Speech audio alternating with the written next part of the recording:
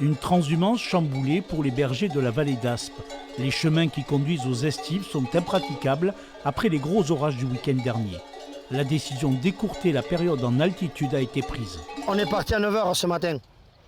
10, 11, 12, 13, 14, 15, 16, 17, ouais ça fait 8, ça va faire 9h avec l'arrivée à Gabas quoi.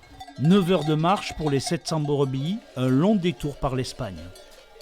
Et ouais, on a traversé 3 pays aujourd'hui, la vallée d'Aspe, l'Espagne et la vallée d'Ossau, voilà.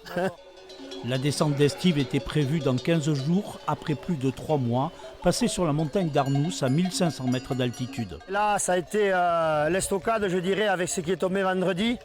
Donc étant donné en plus qu'on ne peut plus accéder à la cabane par la piste, comme ça passait nulle part, surtout au niveau d'Urdos, les ruisseaux ils ont tout dévasté.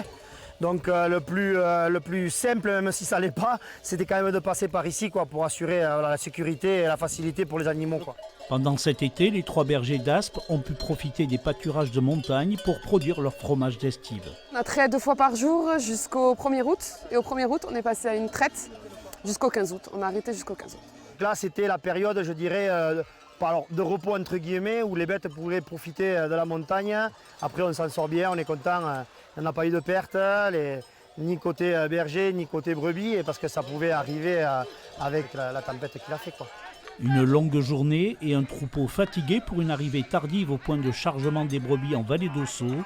C'est en camion qu'elles effectueront les 40 derniers kilomètres pour rejoindre leur bergerie et passer l'hiver à l'abri.